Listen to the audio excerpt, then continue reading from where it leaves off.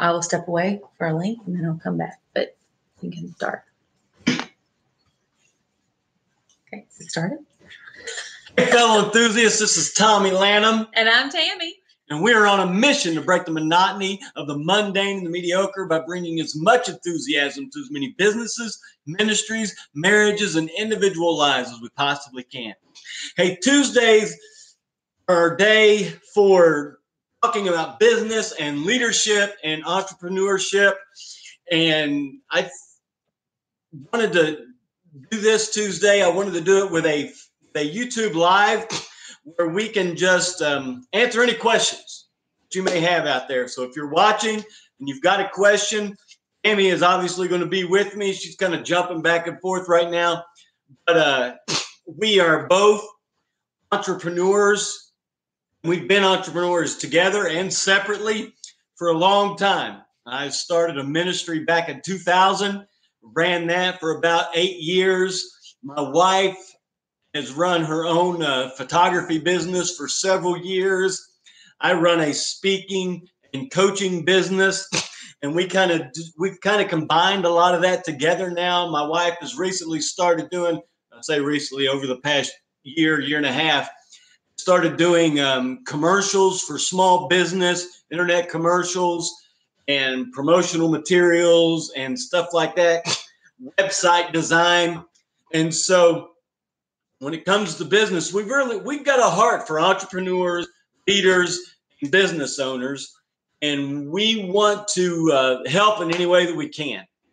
So not only do we do this for individuals, as we say in our mission statement, we do it for individuals, marriages, ministries, and if you're a leader in ministry, there's on staff, if you're an elder or something like that in your church, a lot of this will apply as well, because this is for entrepreneurs, leaders, and business owners, especially small business owners. We really have a heart for them, and we want to see people succeed in what it is they are doing.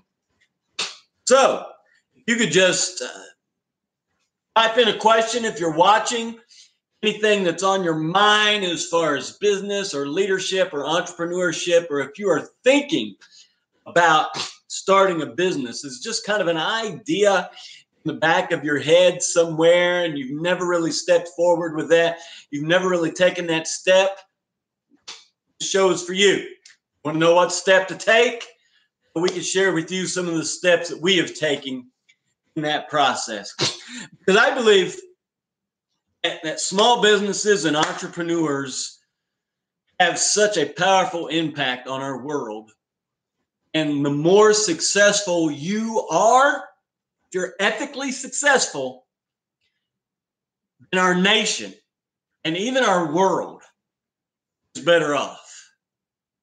When we are doing what we are called to do, and we do it better and better, growing in that, all of us are better off. Whatever business it is you do, the better you do it, the better off I am. The better off your community is. The better off your state and your nation and even the world. Because the world needs people to do what they do best. There's something that you do better than most other people. And hopefully that is what you are doing now in your business venture and your leadership or whatever it is that you do. Hopefully that's what you are doing now, because that is how you make me a better person. You make Tammy a better person. You make everybody around you a better person. You make the world a better place to live when you are doing what you are called to do, and you do it exceptionally well. And you grow in that. Go ahead. Well, I was going to say, y'all know, most everybody I know has eaten at a restaurant. And y'all know when you get a server that loves their job, it makes a world of difference. And you can tell they're excited to be there, and you typically leave them a good tip because they're successful, but they love their job, and you can just kind of see them bubbling with enthusiasm as they're doing their job. And then you can tell the ones that don't like being there. When they walk up to the table, you can just feel an air of darkness as they ask you what you want to eat.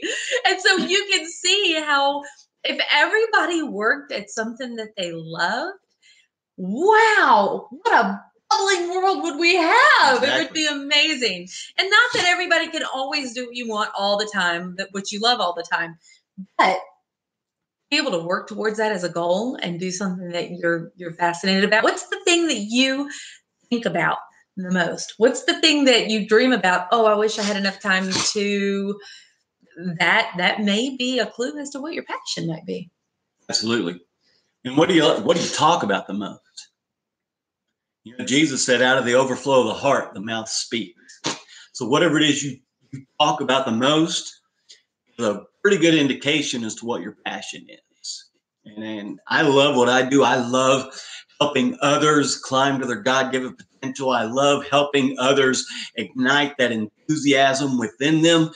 I love helping people get from where they are to where they want to be. I do that through speaking and coaching. And I love speaking and coaching, but if I could help ignite that enthusiasm and help people get from where they are to where they want to be to another venue, I would do that. Because that's my ultimate desire, is to help people in that process.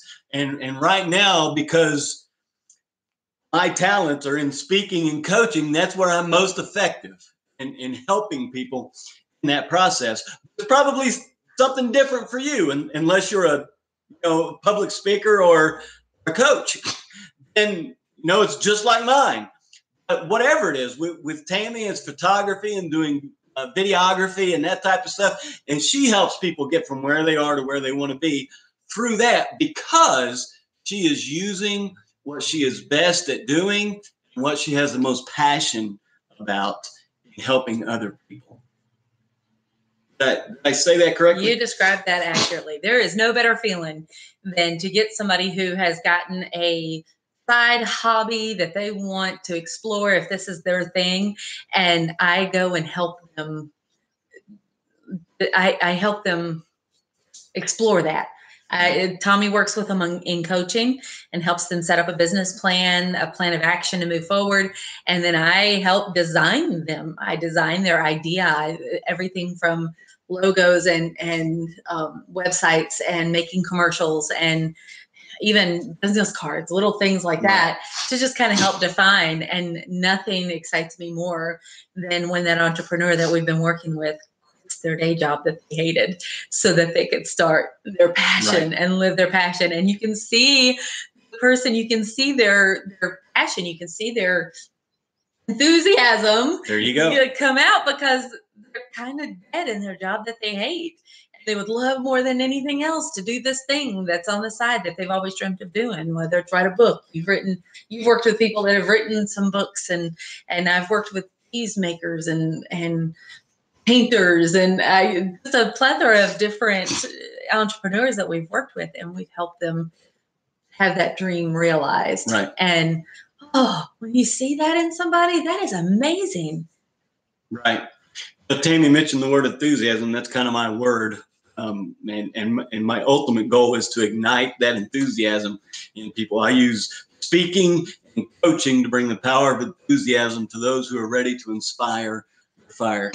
And when we talk about enthusiasm, I was thinking just a couple of weeks ago, and I'm like, what are the ingredients of enthusiasm? And I came up with 4. I may add to this later on, I don't know, but I was just thinking about this the other day, and I came up with 4. And the first one is energy. When you have enthusiasm about what it is that you are doing, you have the energy. You're not going to sit around and go, well, I need to get up and get this done, or I wish I could feel motivated, or no, you've got the energy. You want to get up. It keeps you up at night. It wakes you up in the morning. You want to do that thing because you've got the energy for it. When there's something that you are doing that you have enthusiasm about, you have the energy to be able to accomplish that. The second thing is passion. The ingredient of enthusiasm is passion. If you have a passion for something, Again, you don't have to be motivated to do that. You don't have to have somebody watch over you and make sure you're doing things and getting things done, and that you're not daydreaming and all that, because you've got a passion for this. You want to do it. Now, you might have to have somebody look over you to make sure you get enough rest, okay? Because we do need that rest. You've heard the quote, an entrepreneur is somebody who will work 80 hours a week just to avoid working 40. Yeah, that's exactly right. And we've both been there. We've had to be very intentional in recent years about, making sure we spend quality time with each other, which is another thing we have enthusiasm about. Also that we're eating, exercising, that we are getting the right amount of sleep we're supposed to get. And that's one of those areas where entrepreneurs especially tend to lag off on, because they do have such a passion and an energy for what they do. It's hard for them to say, I'm going to sleep and I want to get up and I'm going to do this again. But you do need that sleep. If you got that passion and energy, man, it will keep you up at night and it will wake you up in the morning. The third ingredient of enthusiasm is know-how, knowing what you're doing and continuing to learn more about what you're doing.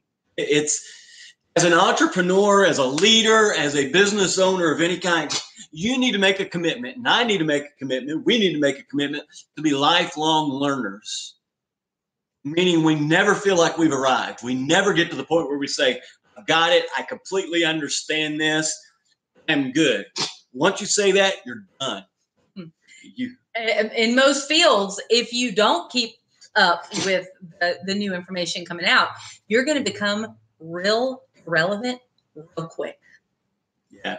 I think what Zig Ziglar says, if I can remember this quote correctly, he said, the learned are adequately prepared for a world that no longer exists, while the learning continue to bring value to whatever it is they are doing. And as an entrepreneur, you're in charge of your own value. Yes. There is no boss, there's no management team above you saying, oh, well, they've done a good job for so many years, let's give them a raise. You're in charge of your raise. And if you don't stay relevant, you're not going to get that raise. You're not going to get better income. But when you do take charge of that and you work your tail end off, but it's because you love what you do, it doesn't feel like work. But when you get better at it, you're going to get more income because people are going to want you. Absolutely. Absolutely. Sometimes when people are starting off, especially in public speaking or coaching, the big question is, what do I charge? Well, you could get some ideas from those that are in that field, but really it just comes down to you. How much value do you feel like you're bringing? And whatever level of value it is that you're bringing, that's what you could charge. Now, the person that's paying you also has to see that value in you. It can't just be a self-centered thing. Oh, I'm worth $100,000. The person who's paying you has to feel the same way. As long as you're continuing to learn, you're continuing to read, you're continuing to listen, you're continuing to watch, you're continuing to go to conferences and seminars, you're continuing to find models to be able to look at them and learn from them. As long as you are doing that, you are continuing to grow and you're continuing to add value to yourself. And if you keep the same prices, eventually you will become so busy you can't handle it, and you will have to raise your prices just to kind of get back to a place where you can sleep at night. But the more value you add to yourself through learning, the more valuable you become to your customers. So keep that in mind as you move forward in your business. Anything else to add to that? So find out what it is that ignites your enthusiasm, because your life will never be the same once you do. Absolutely. Absolutely.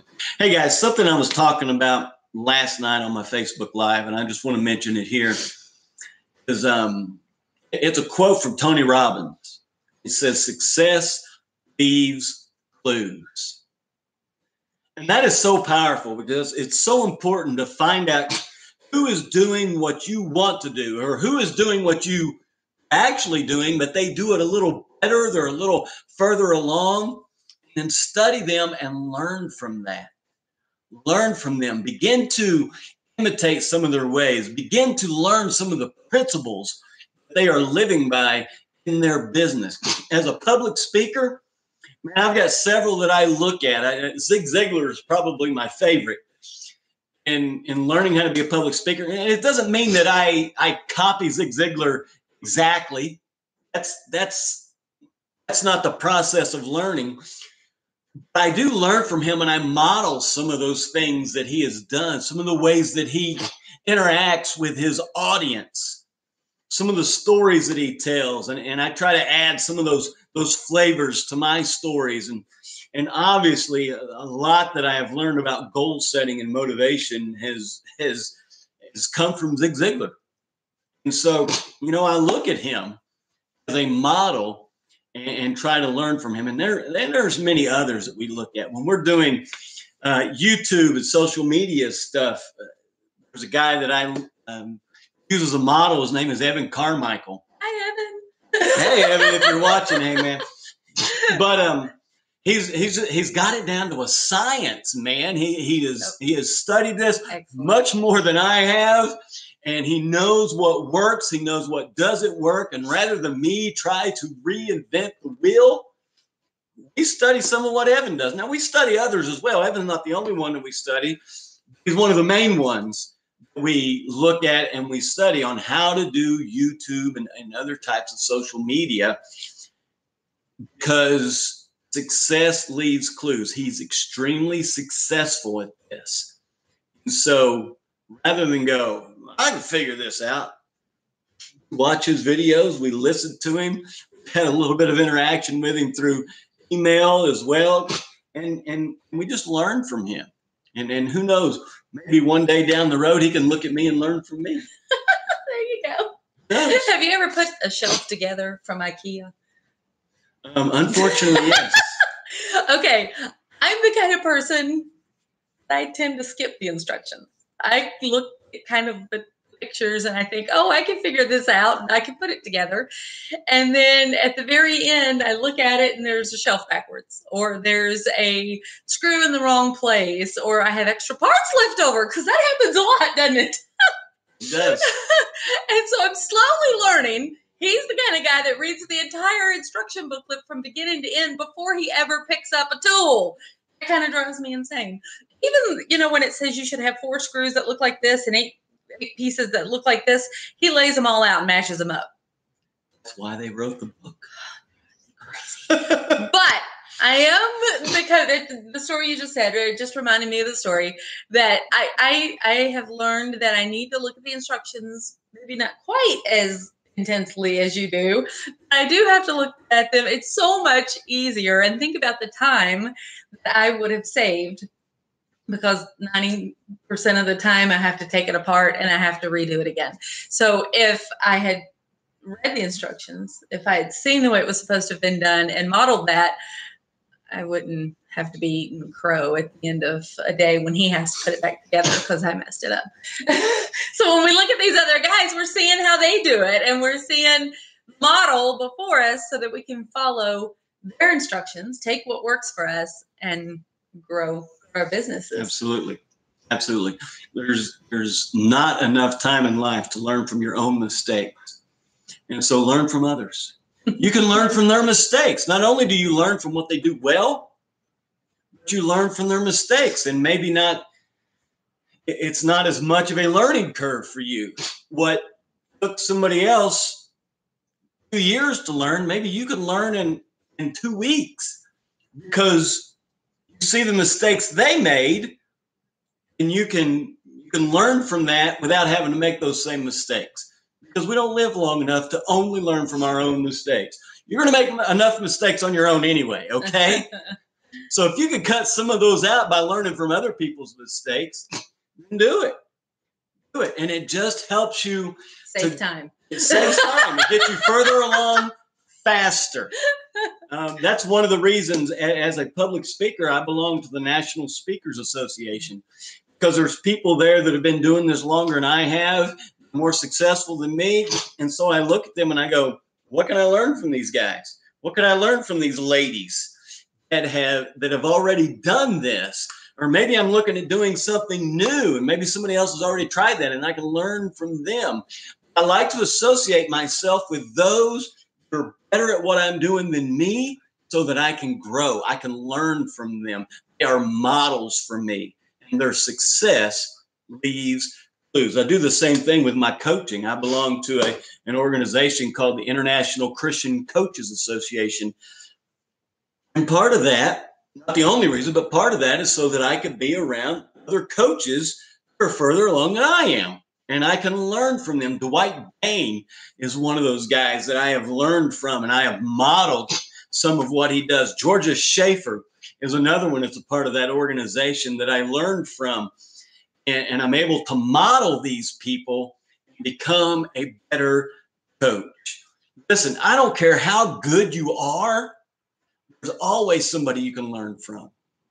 Keep looking, keep stretching yourself. Find that person that you can learn from. And not only that, remember what others have taught you as you grow, teach those that are behind you. At the same time that you're moving forward, you can help those that are behind you, because they're going to be looking at you and they're going to be asking you questions. Don't be a jerk. Don't say, I'll tell you, but that'll cost you $10,000. Share little tips with them. Help them out along the way, because you know people helped you out along the way. If they didn't, you wouldn't be successful. People helped me out along the way. If they hadn't, I wouldn't be successful. So at the same time, I like to help other people out as well, so that we can continue this. I'm of an abundance mindset. More coaches and professional speakers we can get out there, the better. They compete with me a little bit. Yeah. But there's plenty of opportunities out there for both public speaking and coaching. I'm not worried about a scarcity factor. It's not all going to dry up because there's so many of us out there. Listen, there are plenty of opportunities for all of us. And if I can help somebody along like others have helped me along, I take opportunity. I take that opportunity to help them, because they are doing what they are meant to do better and better. It's good for me.